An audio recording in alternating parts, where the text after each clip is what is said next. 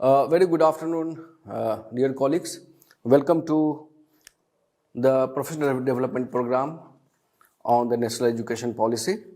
आप सभी को पता है कि ये हमारा 10वां बैच है जिसमें हम विभिन्न मुद्दों पे राष्ट्रीय शिक्षा नीति के विभिन्न मुद्दों पे हम आपसे बातचीत करते आए हैं, आपके साथ रूबरू होते हुए आए हैं। और उसी कड़ी की आज ये चौथा इंटरेक्टिव सेशन आपके साथ है जिसमें हम बातचीत करेंगे एक बहुत ही महत्वपूर्ण मुद्दे पे। मैं doctor Ali Asghar, staff training and research institute of distance education में सहायक प्रोफेसर के पद पर कार्यरत हूँ। और आज हमारे साथ महत्वपूर्ण बिंदु जो है राष्ट्रीय शिक्षा नीति की वो है 4-year अंडर ग्रेजुएट प्रोग्राम। और आप सभी को पता है कि मल्टीपल एंट्री एंड एग्जिट का जो प्रावधान है नेशनल एजुकेशन पॉलिसी में उस पर ख़ास तौर से बात की गई है। और उसी सिलसिले में 4-year अंडर ग्रेजुएट प्रोग्राम पे भी एकेडमिक हल्के में काफ़ी चर्चा है और उस पर बातचीत हो रही है। और UGC गाइडलाइंस जो है यूनिवर्सिटी ग्रांट कमीशन गाइडलाइंस वो आ चुकी है।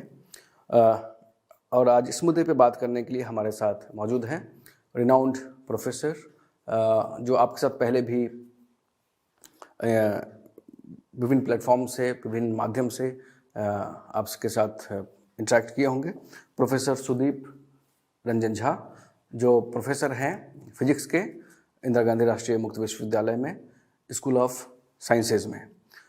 30 साल का तजर्बा है इनके पास पढ़ने और पढ़ाने का, साइंस सब्जेक्ट का, और स्पेशली ओडियल सिस्टम के साथ इनका काफ़ी गहरा संबंध है। और सर ने इग्नू में विभिन्न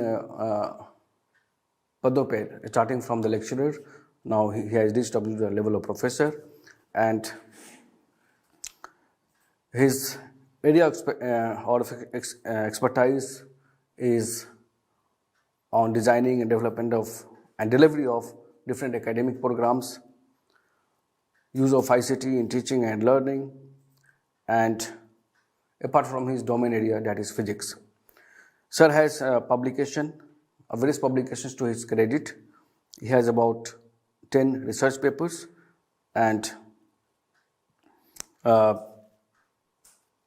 various research papers he has presented in various national and international conferences. Moreover, sir has been a member of Board of Management at IGNOU and member of various board of school boards at Indira Gandhi National University like School of Sciences, School of Humanities, School of Engineering and Technology, School of Law, and School of Agriculture, and so on and so forth. So with these words, I welcome Professor Jha to this session and he will be before you within a few seconds. Please wait. Hello and good afternoon to all of you, and let me begin with thanking Dr. Asgar for his kind words. And I understand that this PDP on NEP 2020 is essentially meant for college and university teachers. So I will be talking ultimately to a larger group of colleagues. As Dr. Asgar told you, I am a teacher here in School of Sciences. My discipline is physics. And as you all know, since last 2 years, after the announcement of National Education Policy 2020, this document is a topic of very vigorous discussion across all HEIs, be it university departments or colleges. And UGC has been at the forefront of bringing out further documents with a view to implement the policy which has been articulated very nicely in this brief document, that is NEP 2020. I hope that as part of this PDP program, you had enough time to go through this document. It's a brief document of around 60 to 63 pages. And if you confine your interest to higher education, then it's ultimately reduces to 20-23 pages.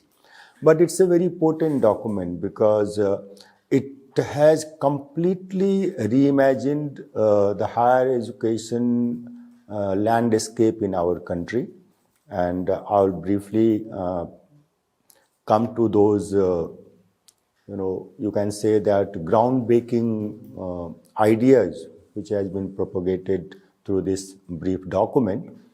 And in the series of different documents which UGC has come out to facilitate HEIs for effective implementation of policy guidelines incorporated in NEP 2020. The latest one is the guidelines in the form of curriculum and credit framework for undergraduate programs. Now, just to give you a background, that this document essentially is an elaboration on how to implement the idea of 4-year undergraduate program, how to integrate it to the ultimately master's program of the country, and it's a general framework, and institutions have been given enough liberty to adopt this framework without compromising the overall intent, what it tries to address and achieve through this framework. So today I will focus on some of the salient features in the limited context of undergraduate programs which is presently being offered across the country, and what kind of modifications is expected in the light of this guideline which has come as a document which is there on the screen of yours. It is available on UGC website, and I will suggest that you should find time to go through it. It is again a very brief document. It is only 32 pages, and it will be a good reading for you to further effectively participate in the discussion and debate which is going to happen in your institution, be it a college or a university department. Now, just to give you a background, that NEP 2020 document essentially focuses, and it says that there are certain limitations in our higher education, and the focus is to reimagine our undergraduate programs. And they have listed certain limitations, and these are the measures. They say that if we think of higher education institution, restructure them, restructure the institutional structures, restructure the curriculum, then what ultimately it will lead to is a good undergraduate program which will be helpful for people who are pursuing those undergraduate programs, and our graduates who comes out from this new undergraduate program structure will be more effective citizen who will be an asset for national development as well as his or her personal growth and well-being. So that is the whole idea. And in that, to achieve that thing, they have listed certain action points, so to say. First is that multidisciplinary higher education is the utmost priority. As of now, if you reflect on your undergraduate curriculum, which is in place, whether it is in the form of new CBCS-based undergraduate programs, which certain universities have adopted and running since last 5-6 years, including my own institution, IGNOU. We are also offering CBCS-based undergraduate programs. There are certain other institutions also, but a large number of universities in our country have yet not adopted CBCS, and they are following their earlier pattern of undergraduate program. So one thing which comes out very clearly from the earlier undergraduate program structure is that the focus on discipline or subject-based knowledge was the paramount. The entire undergraduate program consisted of mostly subject-based knowledge, one subject, two subject, in case of honors, more of a subject than other subject, which is we used to know as subsidiary or minors and all that. So that structure is thought to be revisited, and the idea is to offload some of the subject-based deep knowledge content at the undergraduate level and create a space for other learning experiences from other disciplines, from the areas of vocational studies, from the area of skill enhancement, from the area of languages, and last but not the least, some value-added courses should also be taught to all our undergraduates, whether they are pursuing BA, BCom or BSc. So that is one of the important shifts. You create a space by cutting down on the subject-based knowledge so that you can give them exposure to other areas of studies, which is perceived as an important requirement for the national development as well as for the well-being of the graduates who are going to come out of the system. Therefore, what they say that institutional restructuring will be the precondition, because as on date, we are working in silos in the sense there are science colleges, there are commerce colleges, there are arts colleges. The moment you intend to go for multidisciplinary higher education, which entails that a science graduate should have opportunities to study certain courses in commerce and certain courses in humanities and social sciences, and vice versa. So how these unitary kind of a university and system, mostly colleges, will address and make their undergraduate program multidisciplinary. That is one challenge. That has to be attained by going some kind of an institutional restructuring. Next is that NEP as well as the new document I am going to discuss in detail. The intent of the document that it is not necessary that everybody who has entered undergraduate program need to go for higher studies, be it master's program or be it research program.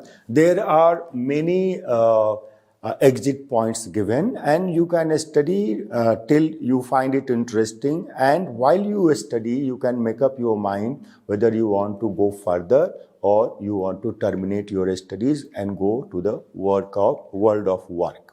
So that is secondly, it also says that it is not necessary that all institutions necessarily be a research university, or universities can decide that what is going to be their priority, whether teaching is their priority or research is going to be their priority. Accordingly, the intake and the kind of undergraduate and postgraduate program they offer, that will be decided depending upon the prioritization.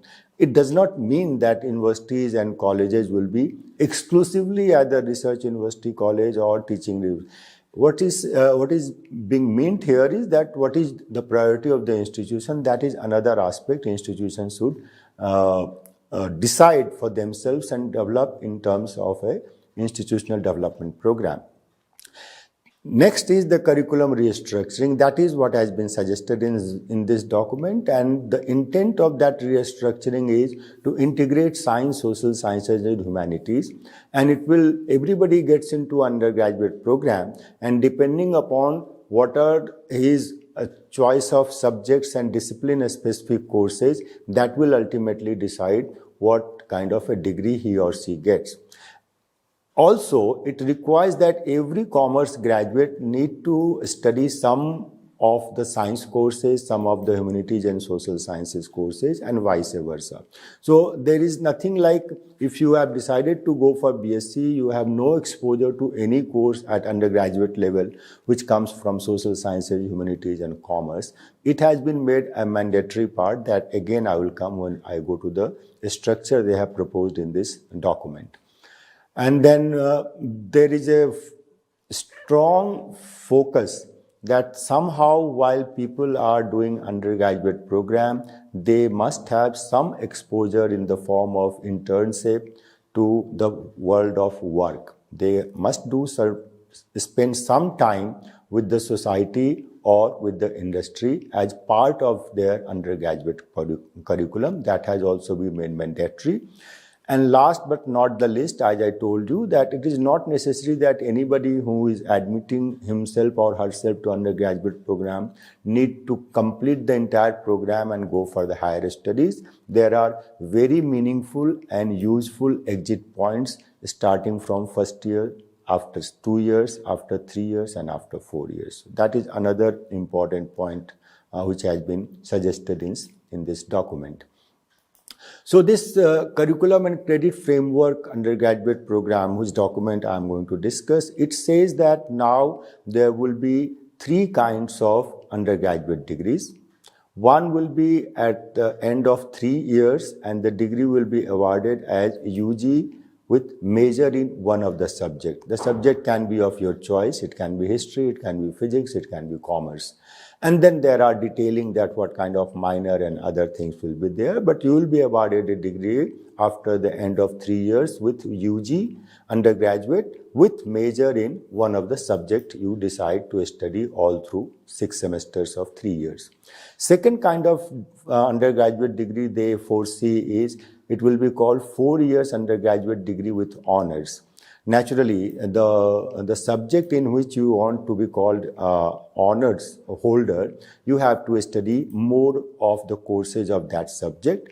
And third category is again the time frame is same 4 years, but you have an option. The students will be having an option at the last semester, that is the 8th semester in 4th year, that they can pursue 12 credits worth of research in a project while they are doing undergraduate program in lieu of the 3 courses, which is mandatory for people who are not going for research and doing coursework based honors program.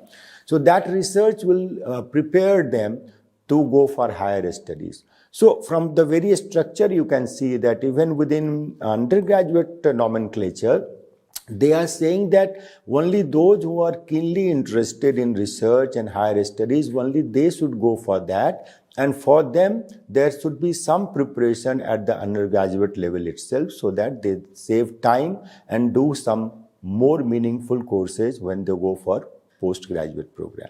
So these are the 3 types of undergraduate degrees which has been envisaged in this curriculum framework, which has come out from UGC as guidelines for restructuring undergraduate programs.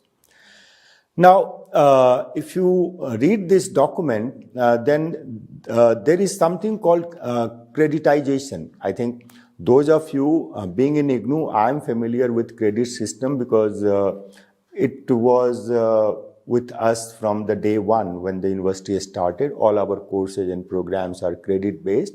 But for those university systems who were not familiar with what this credit is all about, CBCS gave them an opportunity to know what creditizing the courses means. And it is an effort to induce some kind of standardization across the country in terms of learning outcomes and standardization of undergraduate programs. So with that thing in view, what this document suggests that these are on the left hand side, you will say that broad category of courses and then minimum credit requirement which is required from each category to ultimately get a 3 years degree. So there are now 8 type of broad category of courses. This is a major shift. If you look at your undergraduate programs right now in which you are teaching, you will find that at best only 2 category or 3 category of courses are there. You can say major, you can say that it is something similar to discipline-specific honors. And minor, you can always say that all honors students have to go do some subsidiary subjects which again come from a discipline. For example, physics honors, people have to study certain courses in mathematics or chemistry or statistics, whatever is available in that institution. But now it is necessary for every graduate to have courses from these at least 7 types of courses. So this is a major shift and you should, let me devote some time on this. Now, in the 3 years undergraduate program, you will say that minimum credit requirement is total 120 credits. Now, out of 120 credits, they have given 50%, that is 60 credits has to be earned from discipline-specific course. Just to give you an example side by side, someone is going to have, let's say, history major, then out of 120 credits, he or she has to study 60 credits worth of courses in history. Then another 24 is further bifurcated into 12 plus 12. So another 24 from minor streams. So the history major student can decide that he or she will go for minor in, let's say, sociology. So out of 24, 12 credit he or she has to study from sociology courses, and remaining 12 is necessarily to come from vocational courses. This is another challenge for institutions which are unitary institutions. They have no clue what vocational education is all about.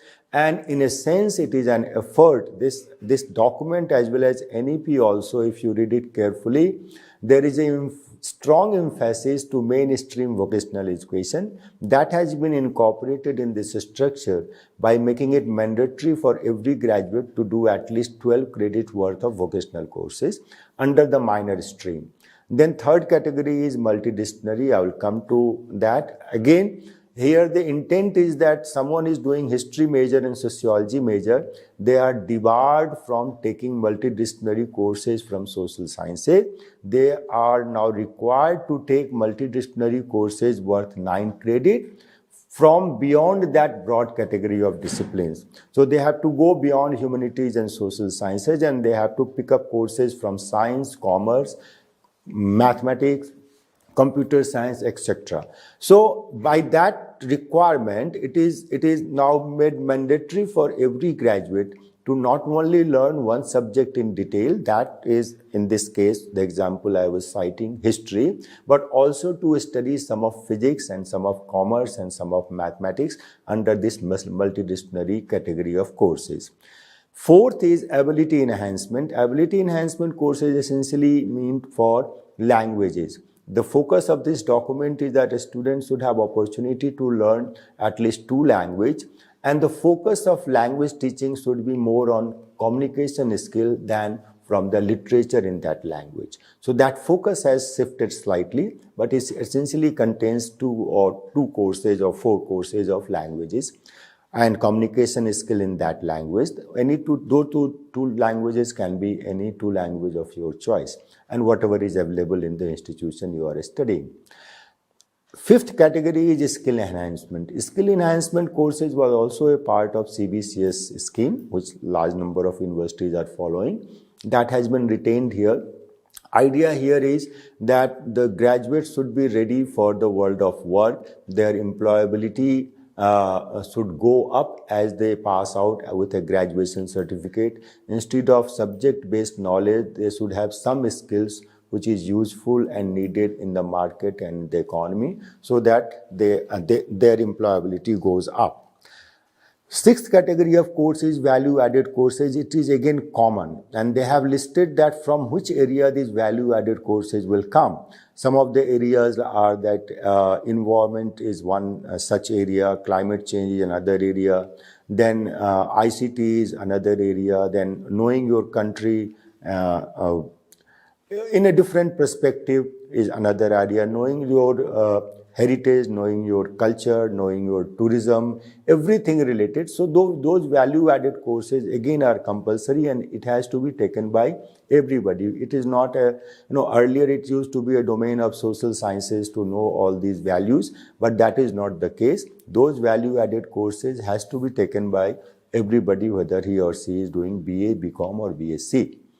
And last but not the least, I told you that this undergraduate program requires that all graduates must have some experience of actual place of work, be it industry, be it society, be it any vocation, be it NGO. There are n number of activities going on in the society. So they have to move from out of their college and university campuses and go to the society and the field of work to know and get a first-hand feeling what the world will be once they graduate and come out of the college and university system. So that exposure again is compulsory, and all these components are compulsory. It is compulsory for all the stream, arts, science, humanities and commerce. So this is how this has been structured. So you can see that there is a complete shift, and how this will be implemented by someone sitting in a college whose college is a arts college, and who is offering programs at best up to honors level in art subjects, right?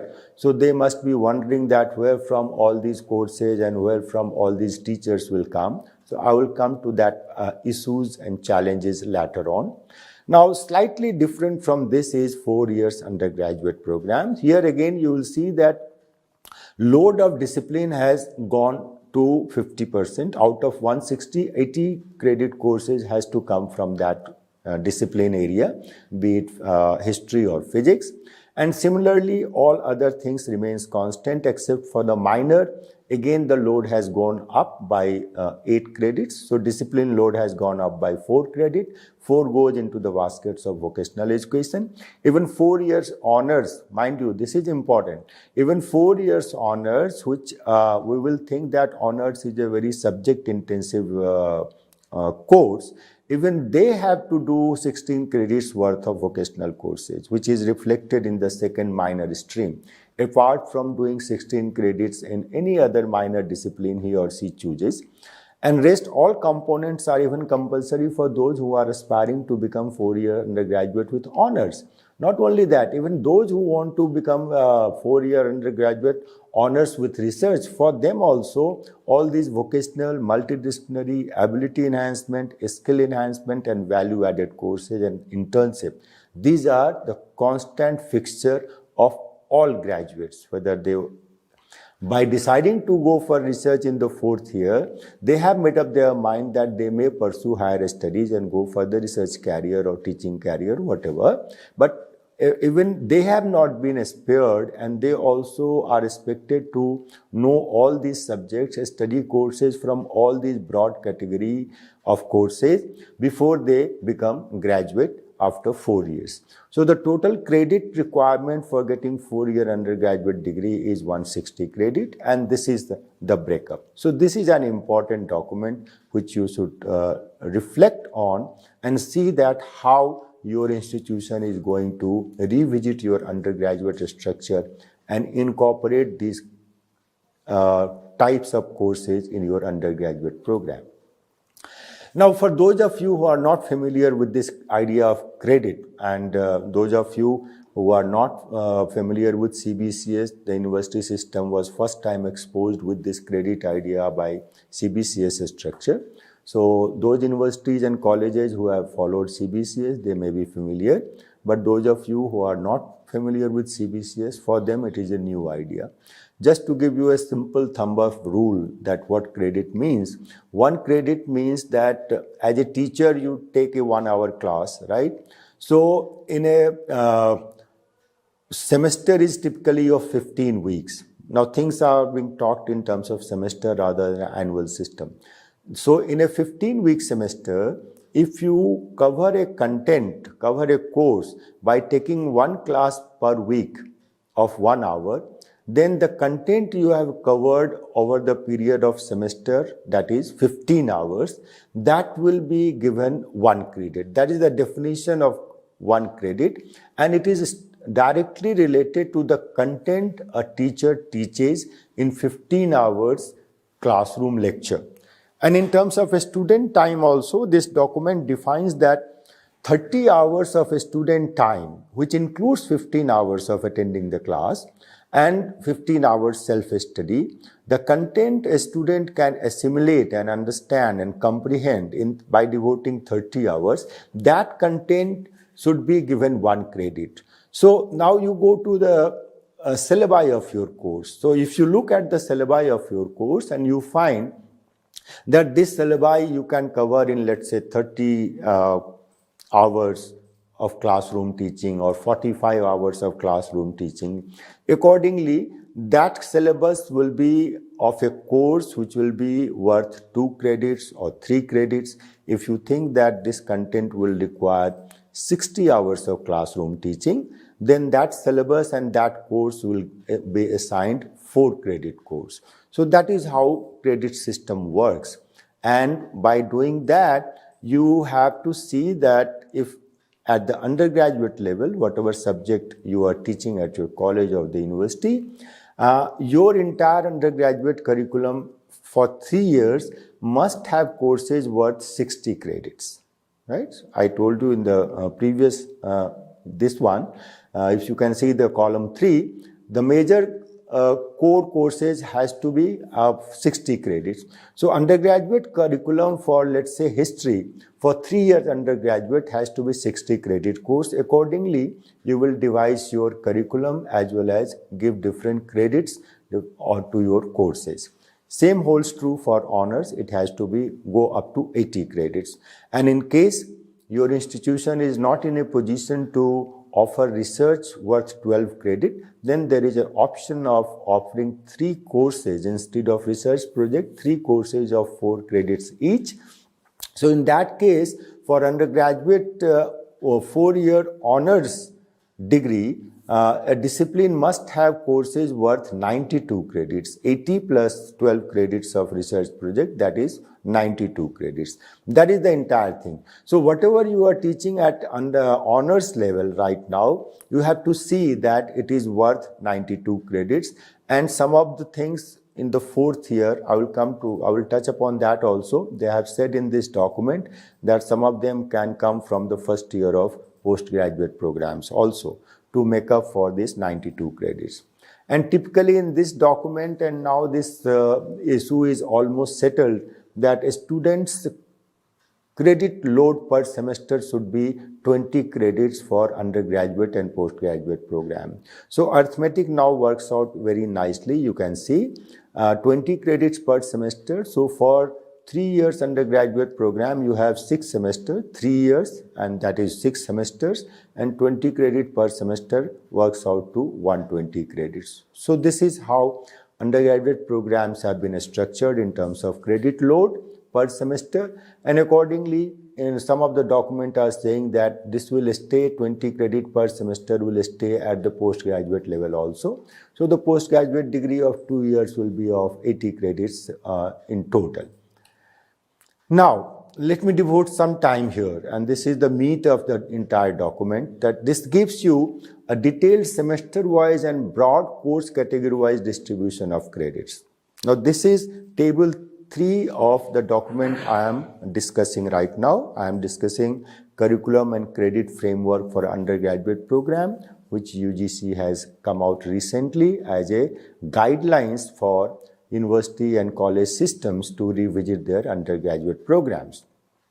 Now here, this table will give you an idea that what is expected from us. That is, we teachers are supposed to reflect on this table, go back to the drawing board, sit with our courses, their syllabi, and see how everything fits in nicely. What additional things are to be added, what is duplicated, therefore to be dropped, and things like that. First, on the first column, this is semester-wise breakup. Then you see that discipline-specific courses, 100 level. Now, something about leveling of the courses. And in some of the institutions, including IITs, by suppose a course in physics is labeled PH 105, right? So the intent of leveling is that by looking at the course code, I can make certain inferences. First inference is that it is 100, the level of the code, PH is, let's say, subject code, PH stands for physics, and 102 is between 100 and 199. So it is a 100 level course. Similarly, there are courses up to 400 levels. In this table, you can see when you go to the 7th and 8th semester, it is written that 400 level courses. In this document, they have defined broadly 4 levels. First is a level of courses which can be assigned numbers from 100 to 199. Those are the courses which are introductory courses in that discipline, be it history or mathematics or biology or geology. Next level is intermediate level, and they have said that intermediate level courses should be given level between 200 and 299. So those courses will find place in 3rd and 4th semester. if you go by the discipline-specific core courses, I am now focusing. 300 level courses, they have said that those are higher level courses in that discipline. Any discipline, the course you think that it is higher level course, then you give its level between 300 to 399. And if you think that this course is advanced level course of your discipline, then the level should be given between 400 to 499. This is how things are structured.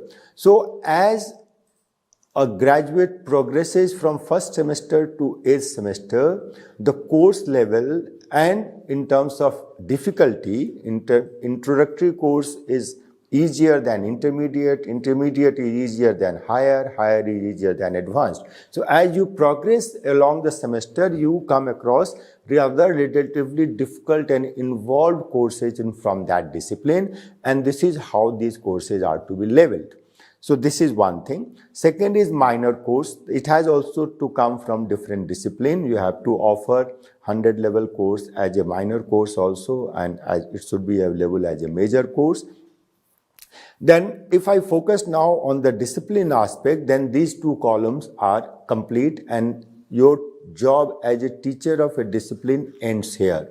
You have to have these many courses. Of course, you have to see that how many, let's say, in semester 4, you have to have 200 level courses, not only one. 200 courses has to be so many so that the credit requirement of 20 credits, total 20 credits for that semester is met. So if you focus on the 4th semester, then you see that there is one course here, ability enhancement course of 2 credits. Then 200 and above level course, that is minor, is a 4 credit course. So out of 24 plus 2, 6 credit courses goes towards minor and ability enhancement in the 4th semester. So in the 4th semester, you are left with 14 credits. So you must have 200 level courses, as many, so that it makes at least 14 credits available to the students. So the students in 4th semester from, let's say, history will have to take at least 2 4 credit courses, rather 3 4 credit courses and 1 2 credit course. Then only his or her requirement to have 20 credits in that semester will be met. So it is like that. Only the level is written. It does not mean that you have to have only one course there. The number of courses will be decided that by how many credits are left in the quota of major. So that is how it is structured. And rest is a matter of details. You can see I have listed earlier that there are 7 categories. Here also you will see that in this table the column numbers are 7. So all those courses which were listed here, they are placed here differently. And why they are placed here differently, that is also interesting. Let me explain. Now, this document also says that after 1 year, the student can exit. It's written there. Exit 1 is UG certificate provided they secure 4 credits in work-based vocational courses. Now, suppose I have entered undergraduate program and after 1 year for any reason I want to exit. So this document and NEP both says that let the student's effort which he or she has put in 1 year in the institution, it should be certified and rewarded. So you give, if they want to exit, give them a UG certificate.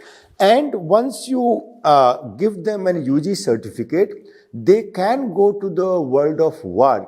Therefore, the courses in first 2 semesters, you will see that the student will have exposure to all kinds of courses. In first 2 semesters, you will see that no column is left blank. They have to study. Therefore, the idea is that even after 1 year, if one is exiting the system, he is having exposure to a wide variety of knowledge areas, subject areas, work experience, skill enhancement, language, value-added courses, apart from the subject he or she is studying under first and second column of this table. So that's a beautiful idea, so to say, because the person is going out in the world of work with a good preparation, so to say. Although the exposure to whether it is vocational or skill is not that much, but he or she is sensitized to all areas of studies which undergraduate is expected to learn as he comes out of the system as a graduate.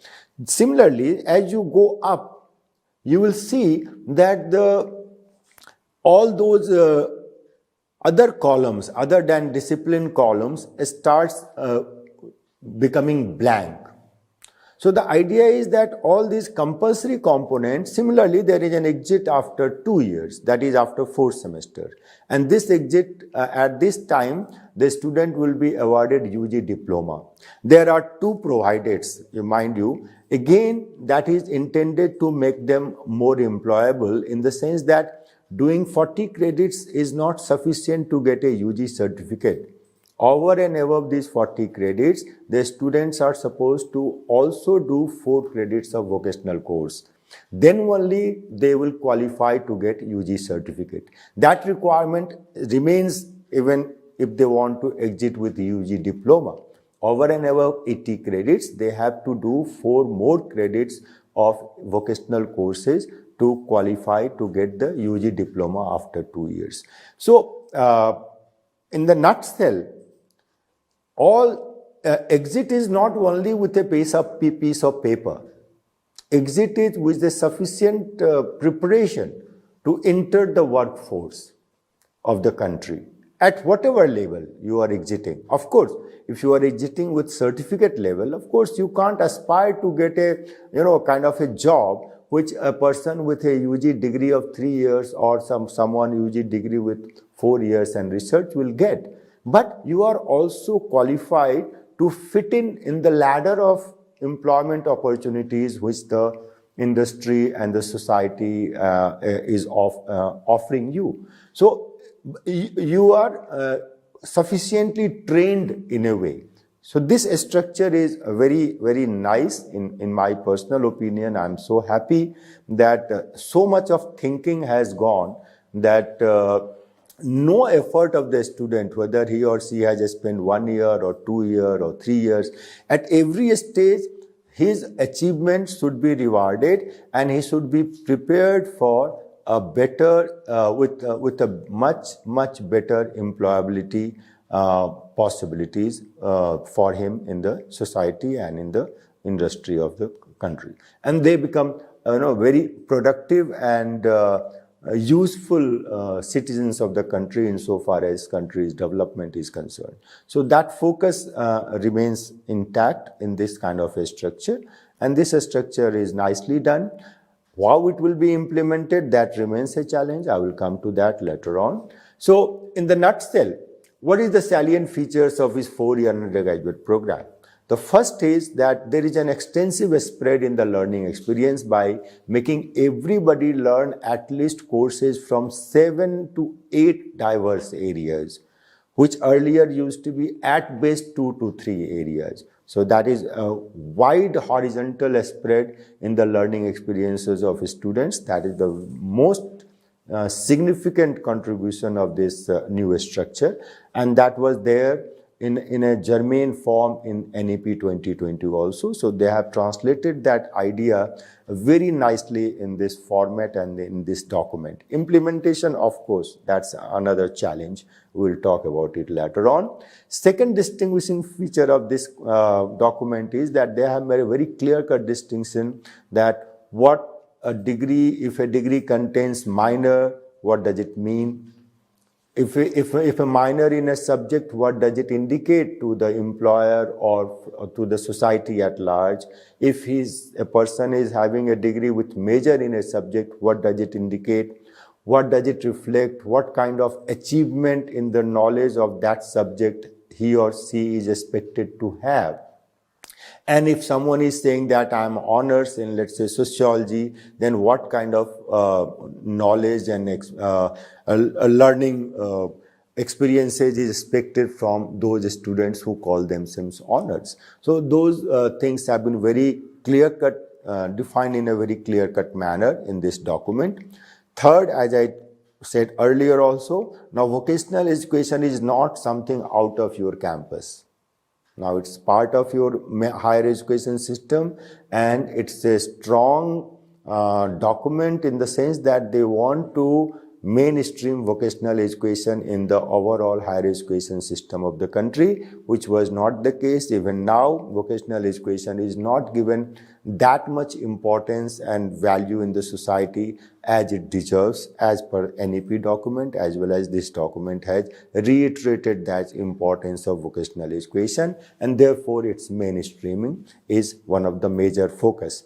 Fourth is, there are very meaningful exit options. I just discussed that how even after exiting after 1 year, 2 semesters or 4 semesters, a person is well equipped to go to the world of work as a competent employable person.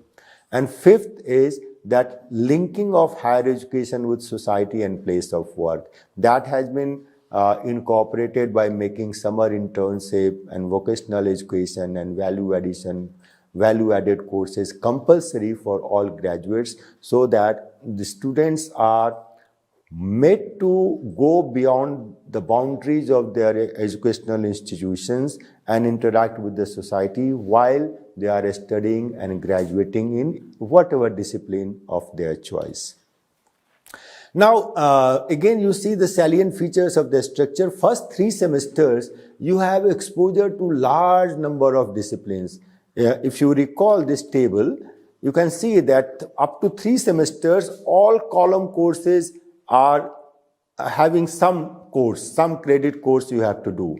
But by the time you are done with 3rd semester, your focus on any subject area becomes more and more focused. So up to 3rd semester, it's kind of a wide horizon of subject and learning experiences. And subsequently, in the 4th, 5th and 6th semester, you go on more and more credits in major and minor discipline. And of course, 7th and 8th is a very advanced level course. And it is expected that only those of the students who are keen and who are academic achievements are very good up to the mark, up to 6th semester, only they should pursue, or in some way or the other institutions can also put certain benchmark that if your academic achievements are not up to this benchmark, then there is no point you pursue the 4th year, which is going to be a very advanced level disciplinary and interdisciplinary courses and even research project also. So the intent is that 3-year undergraduate should be a good exit point for majority of students, and only some of them who are very good at academics, which is reflected by their results, they should only be persuaded to go for higher studies by doing 4th year here as a honors course, and then pursue master's course of either 1 year or 2 years. That is still a matter of debate, and some document is expected soon on that. So what is the implementation challenges? Now for teachers, let me start being a teacher. Let me say that what is the takeaway? If this curriculum framework is to be implemented, what is the job I have to do? As I told you that we have to sit with our syllabi of undergraduate honors, and after some time, very soon likely with the PG courses also, and you give label to your courses, whether they are intermediate introductory courses, give level 100 to 199. If they are intermediate, give 200 levels. If they are higher, give 300 levels. If they are advanced level, give 400 levels, and see to it that your discipline meets the requirement of offering 92 credit worth of different category courses. You have to back calculate that at what level, how many courses worth how many credits you need to have. So it's a kind of a back calculation one has to do, and I personally expect that UGC had come out with a model curriculum in case of CBCS. Something similar may come here, which will make our life easier to find that what courses and what syllabi, what I am teaching fits in where.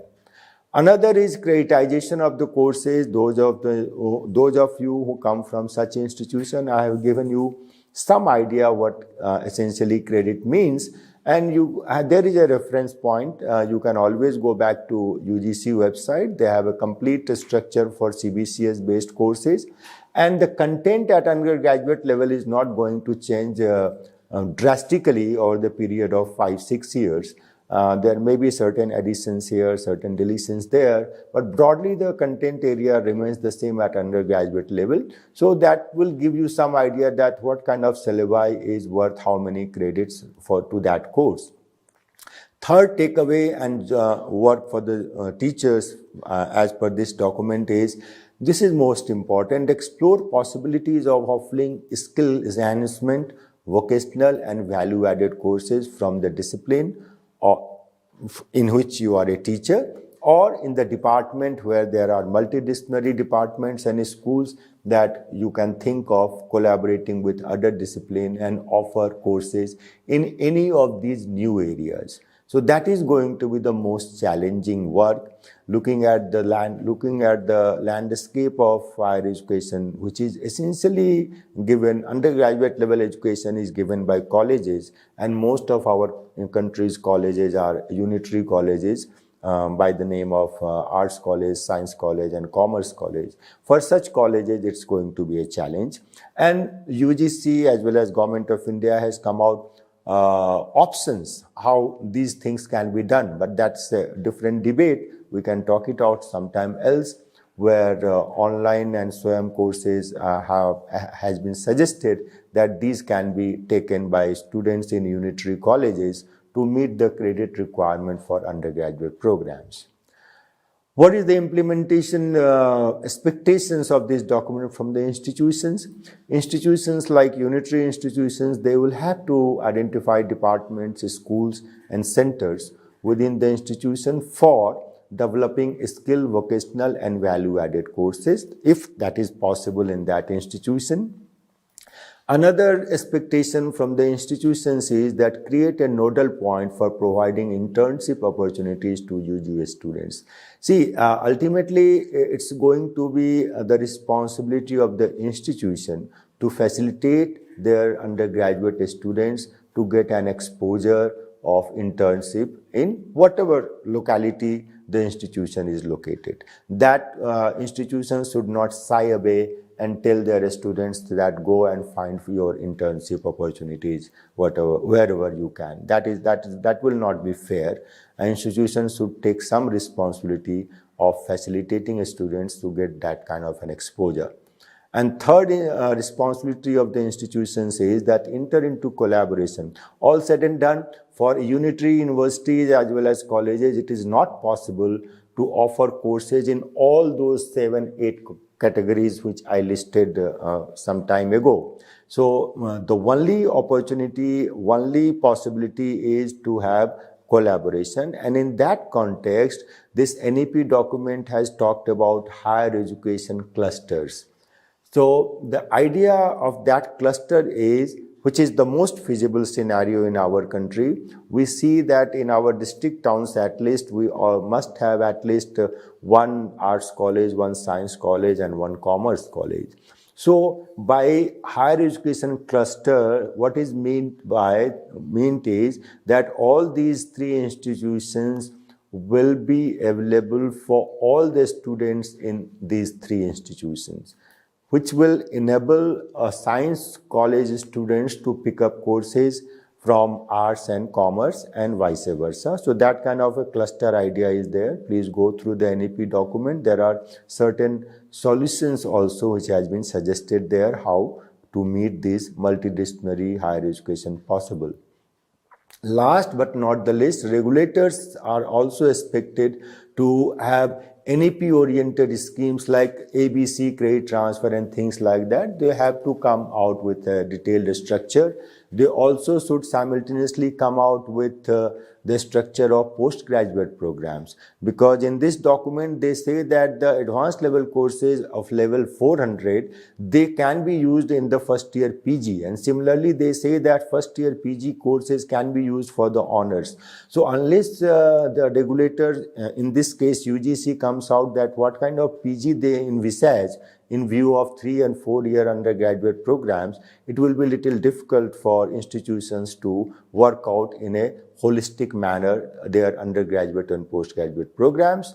And third, but not the least, the regulators should facilitate a regulatory environment where collaboration among HEIs, and more importantly, collaboration between HEIs, traditional discipline-based higher education institution, with skill training institutions of Government of India and state government, vocational institutions, by providing incentives to all kind of institutions, whether the incentive is financial or by way of giving some weightage to such collaborations while accreditation is done. So the two moot points of all this document is that my personal view is that any policy is only as good as it is implemented, and implementation of this curriculum framework requires that all major stakeholders, students, teachers, institutions, and regulators, they all move beyond their respective comfort zones. So unless we all decide to go beyond our comfort zone and do something new to make it a meaningful exercise, it will not be an easy job to faithfully implement NEP 2020 and this document, curriculum and credit framework for 4-year undergraduate program.